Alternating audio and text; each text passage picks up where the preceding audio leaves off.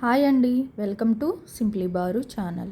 ఈరోజు చికెన్ పకోడీని ఇంట్లో ఉన్న వాటితో సింపుల్గా ఈజీగా ఎలా చేసుకోవాలో చూద్దాం. నేను 1/2 kg చికెన్ తీసుకున్నానండి. బోన్స్ కూడా ఉన్నాయి అందులోకి 1 స్పూన్ అల్లం వెల్లుల్లి పేస్ట్, 2 స్పూన్స్ సాల్ట్ వేసుకోవాలి. అలాగే ఇంకొంచెం పసుపు వేసుకోవాలి.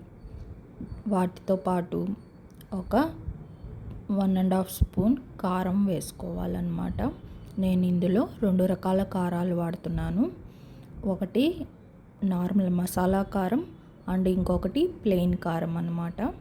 ఆ తర్వాత హోమ్మేడ్ గరం మసాలా అండ్ కొంచెం చాట్ మసాలా కూడా వేసుకుంటున్నాను.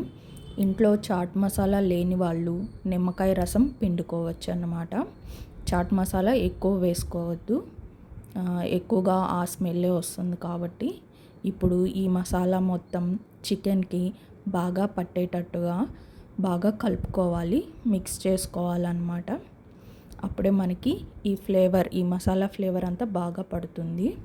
ఇందులో ఒక 2 స్పూన్స్ కార్న్ఫ్లోర్ వేసుకొని ఇంకొంచెం సేపు కలుపుకోవాలన్నమాట. ఆ కార్న్ఫ్లోర్ మొత్తం చికెన్ ముక్కలకి బాగా పట్టేటట్టు కలుపుకోవాలి. మనం ఈ మసాలాని కార్న్ఫ్లోర్ని ముక్కలకి చికెన్ పీసెస్కి బాగా పట్టేటట్టు కలుపుకోవాలి. ఇందులోకే నేను ఒక 2 స్పూన్స్ వరకు ఆయిల్ కూడా యాడ్ చేసుకుంటున్నాను. అప్పుడే మనకి ఈ చికెన్ పీస్ అనేది బాగా సాఫ్ట్గా వస్తుందన్నమాట డీప్ ఫ్రై చేసుకున్నప్పుడు. ఇప్పుడు నేను ఒక 1/2 అవర్ వరకు ఫ్రిడ్జ్లో పెట్టేసుకుంటున్నాను అనమాట.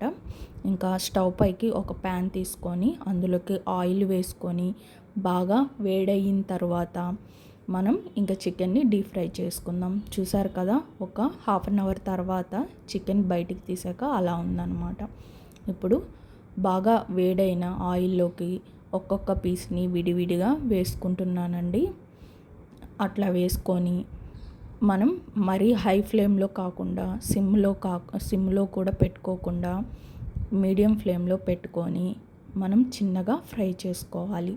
అప్పుడే మనకి ఈ చికెన్ పీస్ అనేది బాగా బాయిల్ అవుతుందన్నమాట. మనకి మరీ హైలో పెడితే మనకి చికెన్ పీస్ అనేది హార్డ్గా అవుతుందన్నమాట. సో అందుకని మీడియం ఫ్లేమ్లో పెట్టుకొని చిన్నగా ఫ్రై చేసుకోవాలన్నమాట. చూసారు కదా, నేనేమి వీటిలో ఫుడ్ కలర్ అనేది వేయలేదండి. అది న్యాచురల్గా రెడ్గా అయింది మీడియం ఫ్లేమ్లో పెట్టుకొని నిదానంగా ఫ్రై చేసుకోవటం వల్ల. నేను ఇప్పుడు ఇంకా ఈ చికెన్ పీసెస్ని, ఈ పకోడీని ప్లేట్లో వేసుకుంటున్నాను. చికెన్ పకోడీలకి సైడ్న నంచుకోవటం కోసం ఒక 4 పచ్చిమిరపకాయలు కూడా ఫ్రై చేసుకుంటున్నానండి. పచ్చిమిరపకాయలు ఫ్రై చేసుకునేటప్పుడు కొంచెం జాగ్రత్తగా దూరంగా ఉండి ఫ్రై చేసుకోండి. ఆ తర్వాత ఒక గుప్పెడంత కరివేపాకు కూడా వేసుకొని ఫ్రై చేసుకోండి. ఈ ఫ్రై అయిన కరివేపాకు, గ్రీన్ చిల్లీ మనకి చికెన్ పకోడీలో సైడ్న నంచుకోవడానికి చాలా టేస్టీగా ఉంటాయండి. అంతేనండి, ఇంకా మన చికెన్ పకోడీ అనేది రెడీ అయిపోయింది.